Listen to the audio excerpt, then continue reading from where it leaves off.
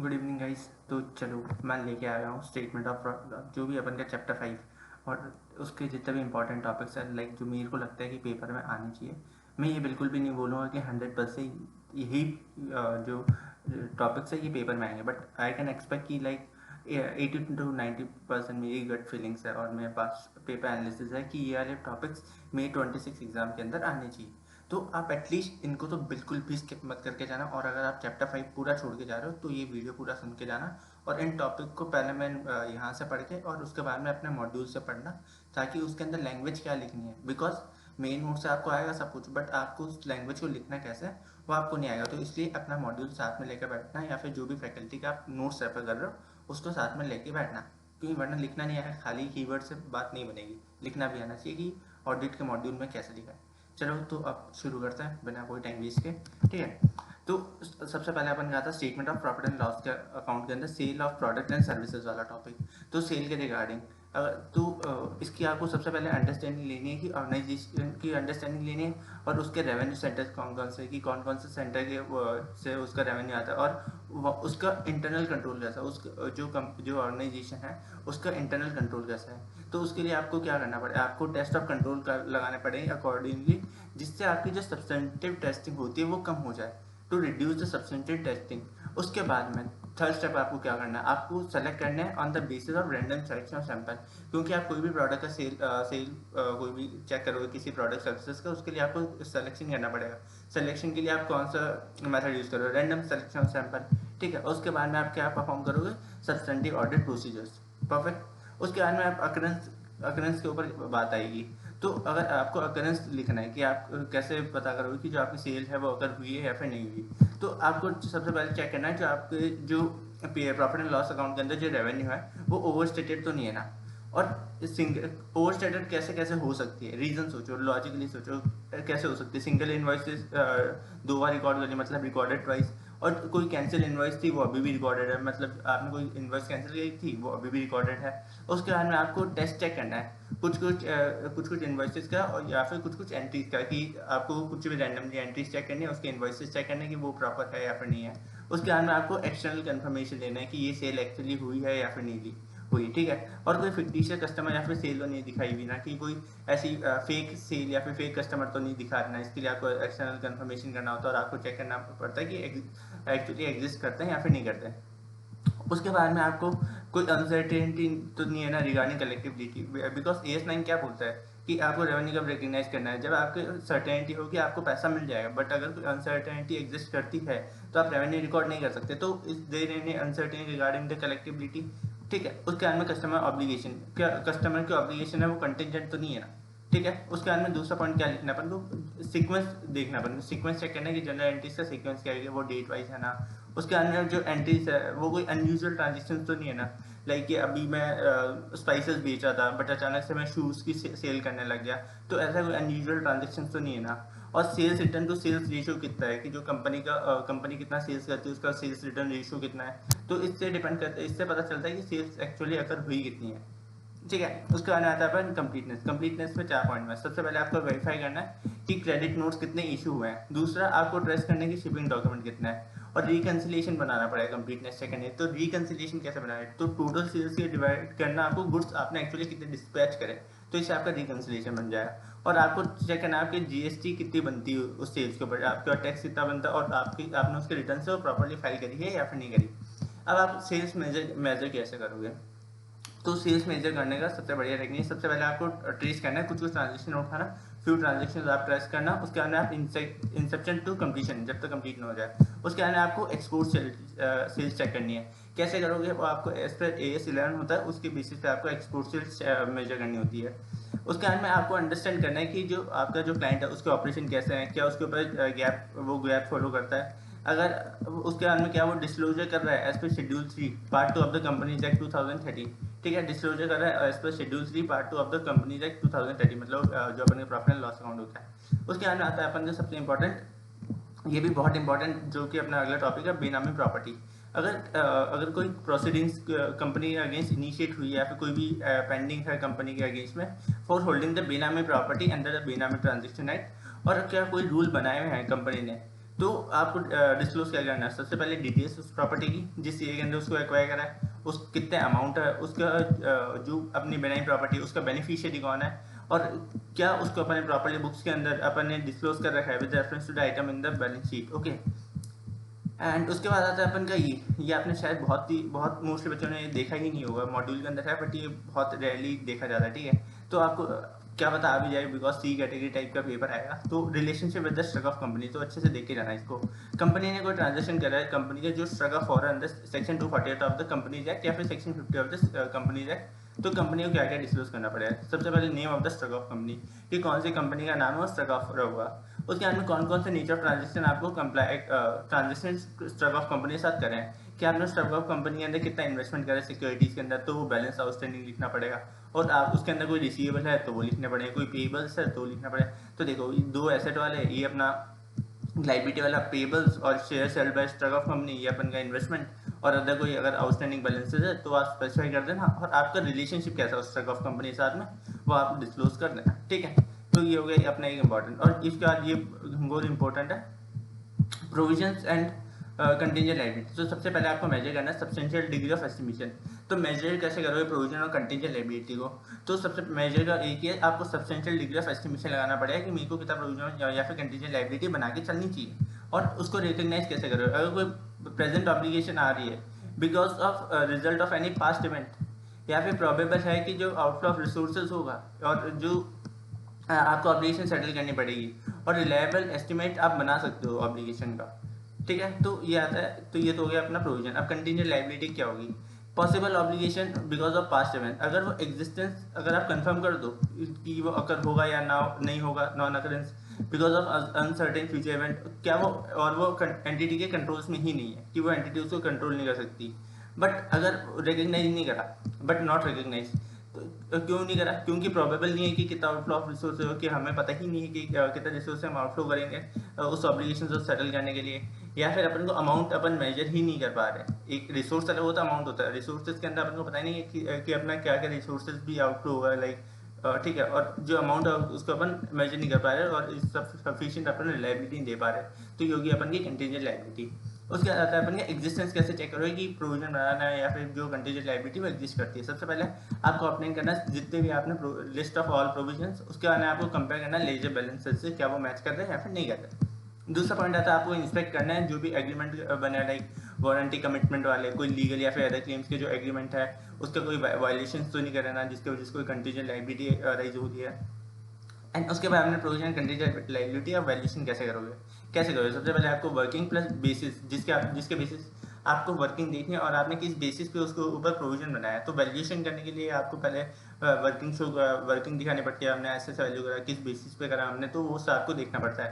उसके बाद में आपको एक्सपर्ट की रिपोर्ट की जरूरत है, जिस बोल रहा है कि आप ऐसे वैल्यूएशन करो, तो वो एक्सपर्ट अपनी रिपोर्ट देगा जिसके अंदर वो क्या इवेल्युएट करना है कि वो क्या कॉम्पिटेंट है, क्या वो केपेबल है, क्या उसका ऑब्जेक्टिव है उस एक्सपर्ट का, आपको इवेल्युएट करना है कि उसके सीसीओ उस एक्सपर्ट का, तो सीसीओ। ठीक है, और उसके बाद में और क्या चाहिए आपको, उसकी अंडरस्टैंडिंग चाहिए और अप्रोप्रिएटनेस होनी चाहिए उस जो एक्सपर्ट ने काम करके दिया है, आपको प्रॉपर अंडरस्टैंडिंग होनी चाहिए, आपको प्रॉपर अप्रोप्रिएटनेस होनी चाहिए कि जो एक्सपर्ट ने काम करके दिया वो सही है। और उसके बाद में आपको रिटर्न रिप्रेजेंटेशन लेना है मैनेजमेंट से कि जो भी जितने प्रोविजन रिक्वायर्ड थे वो सारे मैनेजमेंट ने बनाए, तो ठीक है, ये सबसे इंपॉर्टेंट है। उसके बाद में ये आपका मैंने आपको शॉर्ट नोट्स दे दिया कि relationship with struck off company और डिटेल्स ऑफ बेनाइन प्रॉपर्टी, मैंने वो डिटेल में इसलिए पढ़ाया था क्योंकि वो लिखना होगा और आपने अब तक इनको कभी लिखा नहीं होगा, तो ये शॉर्ट समरी भी मैंने अपने नोट्स में अटैच कर रखी ताकि आप लास्ट डे रिविजन करो तो वापस पढ़ सको सुबह उठ कर। ठीक है, एंड उसके बाद में कुछ चीज़ें जो आपको डिस्क्लोज करनी पड़ती है, फॉलोइंग डिस्क्लोजर आपको रिगार्डिंग लोन्स एडवांसेस आपको बना के चलने पड़ते हैं। तो ये भी आपने फॉर्मेट देखा ही नहीं होगा, लाइक एक पीवाईक्यू में आया बट आपने बहुत मोस्टली इग्नोर कर दिया होगा, और ये फॉर्मेट आपको एज इट इज पेपर में बना के आना पड़ता है। ठीक है, तो आपने कितना लोन्स एडवांसेस ग्रांट कर रखा है promoter director KMP related party को, जो कि रीपेबल ऑन डिमांड, या फिर आपने कोई अमाउंट स्पेसिफाई नहीं करा रिगार्डिंग द, आपने कोई उनको बताया नहीं कि आपको कब तक रीपेमेंट करना पड़ेगा। तो टाइप ऑफ बोरो कौन कौन, आपको ऐसा क्वेश्चन आया, ये मेरी 24 का पीवाईक्यू है। ठीक है, से नहीं कि आया नहीं आया हुआ है, बट बहुत ज़्यादा इग्नोर होते हैं टॉपिक्स। तो प्रोमोटर डायरेक्टर केएमपी और रिलेटेड पार्टी, ये चारों लोन दिए, और अमाउंट ऑफ लोन कितना है, और advance in the nature of loan outstanding, तो मतलब मैक्सिमम लोन आपने कितना ग्रांट करा, और percentage of the total loan है, advance is the nature of loan, तो आपको इतना लाइक आउटस्टैंडिंग लोन है, ये सब आपको पूरा अमाउंट लिखना होगा। क्वेश्चन में पूरा दिया हुआ रहेगा, आपको खाली ये चीज़ प्लॉट करनी होगी यहाँ पे। ओके, एंड उसके बाद में loans advance and other current asset. ठीक है, ये भी बहुत इंपॉर्टेंट है आपके पेपर के। एग्जिस्टेंस, आपको एग्जिस्टेंस कैसे चेक करो लोन्स एडवांस और अदर करंट एसेट की। सबसे पहले आपको डायरेक्ट कंफर्मेशन प्रोसीजर लेना, कंप्लीटनेस कैसे चेक करो, लिस्ट ऑफ एडवांसेस लेना, और आप वेरीफाई करना पड़ेगा with the help of loan agreement कि आपने कोई लोन एग्रीमेंट बना रखा होगा, और क्या आपकी जो कंपनी का जो एओए है वो क्या आपको ऑथराइज करता है कि आप लोन्स एडवांसेस दे सकते हो किसी को। और आपको इंस्पेक्ट करना है बोर्ड्स और मिनट्स ऑफ मीटिंग, क्योंकि लोन और एडवांस पास करने से पहले कोई बोर्ड्स के अंदर मीटिंग तो हुई होगी, तो आपको इंस्पेक्ट करना है। और अगर कोई रिलेटेड पार्टी लोन है तो आपको डिस्क्लोज करना है। अगर कोई बैलेंस स्टैट्यूटरी अथॉरिटीज़ के पास में एज अ लोन से एडवांस, तो वो भी आपको चेक करना है। और स्टैट्यूटरी का रिटर्न है, स्टैट्यूटरी रिटर्न से like income tax return, GST वाले, वो सब टाइमली फाइल हुए या फिर नहीं हुए। और अब इसके आप वैल्यूएशन कैसे करोगे लोन से एडवांसेस, या वैल्यू कैसे करोगे, अलाउंस क्या आपने बना रखा है फॉर डाउटफुल अकाउंट, आपको एजिंग रिपोर्ट बनानी है लोन से एडवांसेस के लिए कि कितने साल के और बचे अपने लोन से एडवांस, और आपको आइडेंटिफाई करना है और एनालाइज करना है अकाउंट जो अपीयर हो रहे हैं डाउटफुल, क्योंकि डाउटफुल अपीयर हो रहे हैं मतलब वो पैसा नहीं दे पाएंगे।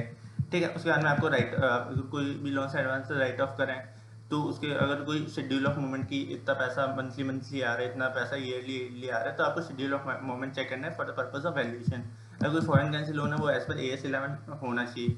उसके बाद में आपको डिस्क्लोजर करना पड़ेगा as per schedule 3 of the companies act. और इसके साथ में आपको एडिशनल रेगुलेटरी इन्फॉर्मेशन भी देनी पड़ती है कि आपने लोन्स एडवांसेस कितना दिए, प्रोमोटर, डायरेक्टर की रिलेटेड पार्टी हो जो कि रीपेबल है ऑन डिमांड, और जिसके अंदर आपने कोई भी स्पेसिफाई नहीं करेगा टाइम, टर्म्स, पीरियड और रीपेमेंट। इसके रिगार्डिंग इस पर वो क्वेश्चन बनता है जो मैंने आपको ऊपर दिखाया ना, वो वाला क्वेश्चन बनता है। एंड उसके बाद में अपना आता है ये कैश एंड कैश इक्विवेलेंट वाला है, अमाउंटिंग वर्क इन प्रोग्रेस। हाँ, ये इंटेंजिबल एसेट के अंदर आएगा। ठीक है, तो ऐसा तो आपका एक फॉर्मेट आएगा amounting CWIP for period, and जिसके अंदर आपको intangible asset under develop, project in progress, project temporary suspended, ऐसा क्वेश्चन आएगा। क्वेश्चन में सब लिखा रहेगा, तो आपको ये टाइम वाइज आपको प्लॉट करना पड़ेगा, लेस देन 1 ईयर, 1 2 से 3 मोर देन 3। इसके भी नोट्स है नीचे, टेंशन मतलब कि आपको दिखा रहा है कि आपको पेपर में ऐसा प्रेजेंट करना है। ठीक है, एंड उसके बाद में कैश एंड कैश इक्विवेलेंट, इसका ये भी बहुत इंपॉर्टेंट है आपके पेपर के लिए। तो कैसे करोगे, एग्जिस्टेंस एंड कंप्लीटनेस, तो आपको चेक करना है कैश एंड कैश इक्विवेलेंट ही एक ऐसा चेक है जिस पे अपन सरप्राइज चेक करते हैं एंटिटी पे जाके। तो ये MCQ में आ सकता है। कब जाएंगे, या तो last day of the year, या फिर अगेंस्ट आफ्टर फ्यू डेज, या तो ये साल के लास्ट दिन पे, या फिर उसके थोड़े दिन बाद में जाके आप सरप्राइज चेक दे सकते हो एंटिटी पे। उसके बाद में desirable for the cashier to be present and made to sign, और आप ये आपको डिजायबल होना चाहिए, जो उस कंपनी का कैशियर है उस दिन प्रेजेंट होना चाहिए। अगर कोई भी एनी स्लेव चेट IOU बना हुआ होना चाहिए। आपको परफॉर्म करने पड़ेगा कैश सेंसिटिविटी एनालिसिस, क्या परफॉर्म करना पड़ेगा, कैश सेंसिटिविटी एनालिसिस, CA से आपको परफॉर्म करना पड़ेगा कैश, जो कैश सेंसिटिव पार्ट है, तो इसको आपको एनालाइज करना पड़ेगा। ठीक है, BRS के अंदर क्या होगा, फॉर ऑल बैंक अकाउंट, आपको क्या वो टैली कर रहे हैं। BRS को बनाते हैं, BRS को अपन चेक करते हैं ना कि अपन का ये बैलेंस इस पर बैंक बुक है या फिर नहीं है। और अगर आपने कोई चेक इशू करे हैं जो अब तक प्रेजेंट नहीं है फॉर पेमेंट, या फिर आपको चेक करना कोई भी मटेरियल रिकंसाइलिंग अमाउंट तो नहीं है ना, कोई ज़्यादा मटेरियल मिसमैच तो नहीं आना। उसके बाद डायरेक्ट इन्फॉर्मेशन प्रोसीजर्स कैसे लगाओगे, आपको डायरेक्ट इन्फॉर्मेशन प्रोसीजर किस किस पे लगाओगे। सबसे पहले आपको कॉन्टैक्ट करना है बैंक और फाइनेंशियल इंस्टीट्यूशन को। अब कॉन्टैक्ट क्यों करोगे, ताकि आप कंफर्मेशन ले लो किसके रिगार्डिंग, अमाउंट के रिगार्डिंग। अब आपका बैंक में पैसा कहाँ पड़ा रहता है, एक तो करंट अकाउंट हुआ, डिपॉजिट अकाउंट हुआ, EFC अकाउंट हुआ, exchange and foreign currency account, CC account हुआ आपका। और आपको रेस्ट्रिक्ट है कि आप वो डिविडेंड अकाउंट के अंदर आप पैसा डालते हो, आप यूज़ नहीं कर सकते, एक्स्ट्रा अकाउंट के अंदर पैसा डालते हो, तो ये रेस्ट्रिक्टेड अकाउंट का आपको लेना पड़ेगा कन्फर्मेशन। ठीक है, उसके बाद में आपको इन्वेस्टिगेट करना पड़ेगा, रिकंसाइल करना पड़ेगा अगर कोई भी डिस्क्रिपेंसीज आपको मिली है। और उसके साथ में आपको रिटर्न रिप्रेजेंटेशन लेना पड़ेगा, किससे लोगे, मैनेजमेंट से। ठीक है, आपको एम्फोसाइज करना 100% बैंक अकाउंट बैलेंस कंफर्मेशन। और अगर आपको कोई भी रिप्लाई रिसीव नहीं हुआ तो आपको एडिशनल प्रोसीजर्स लगाने पड़ेंगे। आपने एम्फोसाइज करा 100% बैंक अकाउंट का बैलेंस कंफर्म कर लो, बट उसके रिगार्डिंग आपको कोई रिप्लाई नहीं मिला, तो आपको एडिशनल प्रोसीजर्स लगाने पड़ेगा। एडिशनल प्रोसीजर्स कैसे कैसे लगाओ, तो आपको सबसे पहले एग्री करना चाहिए आपका बैलेंस बैंक स्टेटमेंट से। और उसके बाद में इंटरेस्ट या फिर कोई ऑनलाइन लॉगिन करा है तो ऑडिटर के पर्सनल प्रेजेंस में होना चाहिए वो सब। उसके बाद में जो ऑडिट टीम है, आप ऑडिट टीम मेंबर भेजोगे, और एंटिटी के जो पर्सनल है बैंक ब्रांच पे आपको भेजने पड़ेंगे। तो उसके बाद में आप वैल्यूएशन करोगे बैंक अकाउंट का, जो भी आपकी होल्डिंग फॉरेन कंपनी या फिर जो क्लोजिंग एक्सचेंज रेट है उसके बेसिस पे, और इसका डिस्क्लोजर होना चाहिए schedule 3 part 1 of the company act 2013। ठीक है, उसके बाद आता है अपन का इंटेंजिबल एसेट। इंटेंजिबल एसेट के अंदर गुडविल पेटेंट, ये बहुत ज़्यादा इंपॉर्टेंट है आपके पेपर के लिए, बहुत इजीली मिलेगा ये आपको पेपर में अगर आया तो। आइडेंटिफाइबल नॉन मॉनेटरी एसेट, आपको आइडेंटिफाई करना कोई भी नॉन मॉनेटरी एसेट विदाउट उसका कोई भी फिजिकल सब्सटेंस नहीं होना चाहिए, और जो कि यूज इन द प्रोडक्शन किसका, गुड्स एंड सर्विसेज का, और उससे कोई उसका कोई या फिर उससे कोई रेंट, आपने उसको रेंट पे लगा रखा है, या फिर उसका कोई एडमिनिस्ट्रेटिव पर्पज है, और उसके एग्जिस्टेंस कैसे चेक करोगे आप, कोई भी इंटेंजिबल एसेट की एग्जिस्टेंस कैसे चेक कर सकते हो, क्या वो एक्टिव इन यूज है, अगर हाँ तो बढ़िया है, अगर वो एक्टिव इन यूज क्यों नहीं है तो आपको चेक करना पड़ेगा कि उसको डिलीशन रिकॉर्ड बना रखा है क्या अप्रूवल के बाद में, और क्या उसके अमोर्टाइजेशन चार्जेस है वो स्टॉप कर दिए या फिर नहीं करते, क्योंकि इससे क्या होगा, अगर आपने यूज करना ही बंद कर दिया तो आप उसके अमोर्टाइजेशन चार्जेस ही नहीं लगा सकते ना। ठीक है, उसके बाद में आता है अपना कंप्लीटनेस। कंप्लीटनेस के लिए आपको सबसे पहले वेरीफाई करना पड़ेगा regarding the movement in opening balance plus जो जितना भी ऐड हो माइनस डिलीशन, इससे आपका क्लोजिंग बैलेंस है क्या पता। ऐसे इस पे कोई केस स्टडी बना दे कि आप वेरीफाई कैसे करोगे कंप्लीटनेस, तो आपको मूवमेंट चेक करनी पड़ेगी, ओपनिंग बैलेंस आपने जितना एडिशन करा जितना डिलीशन करा, उसके बाद में आपको चेक करना अरिथमेटिकल एक्यूरेसी कितनी इसके अंदर।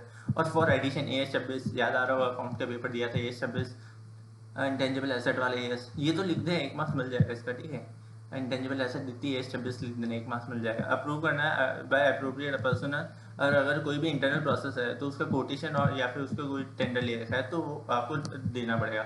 और अगर आपको कोई चीज़ डिलीट करनी है तो मैनेजमेंट से आपको रीज़न प्लस रैशनल है, और उसके साथ में किस मैनर ऑफ डिस्पोजल क्या रहेगा, मैनेजमेंट का अप्रूवल मिल गया या फिर नहीं मिला, और डिस्पोजल नोट भी देना पड़ेगा। ठीक है, एंड उसके बाद एक पेज रहा, और उसकी इंटेंजिबल एसेट वैल्यूएशन कैसे करोगे, सबसे पहले चार्ज करना आपको अमोर्टाइजेशन मेथड, और इम्पेयरमेंट कैसे करोगे एज पर AS27। उसके अंदर कोई राइट एंड एप्लीकेशन, जो लीगल टाइटल ओनरशिप का वो एंटिटी के पास है या फिर नहीं है, इससे आपको राइट एंड ऑब्लिगेशन पता चल जाएगा इंटेंजिबल एसेट का। और डिस्क्लोजर इसके अकॉर्डिंग, और एजिंग शेड्यूल 1 साल से कम, 1 साल से 2 साल, 2 साल से 3 साल मैक्सिमम, और 3 साल से ज़्यादा। ठीक है, एंड उसके बाद में आता है अपन का इंपॉर्टेंट रिजर्व सरप्लस अमाउंट, जो appropriate out of profit not intended to meet any liability contingency commitment diminution of value of asset not to the exist at the balance sheet date. और जो रिजर्व सरप्लस है क्या वो exist कर रहा है, तो एग्जिस्टेंस कैसे चेक करो रिजर्व सरप्लस की, उसके लिए आपको ट्रेस करना पड़ेगा, टैली करना पड़ेगा with the opening balances of previous year. ठीक है, उसके बाद में profit and loss. Profit and loss का कैसे करोगे, जो कंप्लीटनेस प्लस वैल्यूएशन आपको परफॉर्म करनी पड़ेगी, कंप्लीटनेस एंड वैल्यूएशन दोनों साथ में परफॉर्म करोगे तो आप मोमेंट ट्रेस कर सकते हो स्टेटमेंट ऑफ P&L के अंदर, और कितना चेंज हुआ statement of changes in equity with the help of verifying the board, जो भी बोर्ड रेजोल्यूशन पास हुए हैं, तो उसके साथ में आपको डिस्क्लोजर देना पड़ेगा शेड्यूल 3 के अंदर part 1 of the companies act.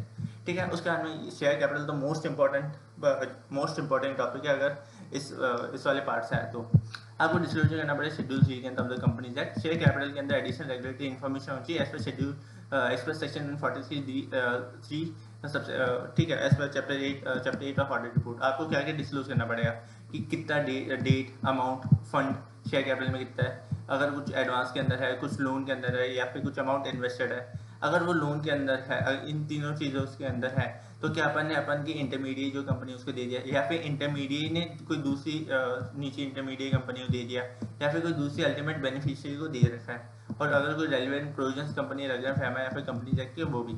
ठीक है, और बैलेंस शीट के कैप्शन, क्या शेयर कैपिटल एग्जिस्ट कर रही है प्लस कंप्लीटनेस प्लस वैल्यूएशन करना है, कैसे करोगे, सबसे पहले आप क्या वो टैली कर रहा है पीरियड एंड बैलेंस के साथ में जो आपका शेयर कैपिटल है, और अगर कर रहा है तो आपको वेरीफाई करना है कि वो विद इन द लिमिट है, कि जितना ऑथराइज कैपिटल है वो एमएमआई के अंदर उतनी लिखी हुई है, अगर नहीं तो आपको रिटर्न रिप्रेजेंटेशन लेना पड़ेगा सीएस के अंदर कि इतना ज़्यादा क्यों दिख रहा है, और उसके बाद में आपको ऑब्टेन करनी पड़ेगी कॉपीज ऑफ रेजोल्यूशन, और क्या आप कंप्लाई कर रहे हो विद द कंपनी जैसे सेबी और एमसीए गाइडलाइंस। तो चैप्टर 5 के अंदर इतना इंपॉर्टेंट है, 20 मिनट लाइक मैंने थोड़ा ज़्यादा ले लिया है, बट अगर आप थोड़ा 1.5x और पे सुने होंगे तो लाइक आपका 15 मिनट में पूरा रिवाइज हो गया होगा, और उस एक बार मैं सुनने बाद में खुद से रिवाइज करोगे तो हो जाएगा लाइक 10 मिनट के अंदर अंदर। तो ये टॉपिक्स है, ये आपको बिल्कुल भी छोड़ के नहीं जाना है, और जैसे ही मैंने पढ़े इसके बाद मॉड्यूल पढ़ के जाना, और अगर मॉड्यूल पढ़ के गए तो मेरे को आप पेपर से आने वाले बोलोगे कि आपके वजह से हो गया एकदम, और हमने लिखने में कोई भी गलती नहीं करी, वरना आप बोलोगे हम सुन के तो गए थे बट हमको लिखना ही नहीं आ रहा था, क्योंकि बहुत ज़्यादा होता है इजी चैप्टर लिखना ही नहीं आएगा, आता सब होगा बट लिखना नहीं आएगा, तो लिखना नहीं आएगा तो मज़ा नहीं आएगा। तो मॉड्यूल साथ में लेके बैठना, मज़ा आ जाएगा। And thank you so much, like करना। एंड गाइस इतनी मेहनत लगी है पूरा पास्ट पेपर एनालिसिस करने में, नोट्स इधर प्रेजेंट करने और मैं बोलने में, तो एक कमेंट और आपका फीडबैक जरूर करके जाना और चैनल सब्सक्राइब करके दोस्तों के साथ ही शेयर करके जाना और आराम से 10 मार्क्स स्कोर करना। Okay, thank you so much guys.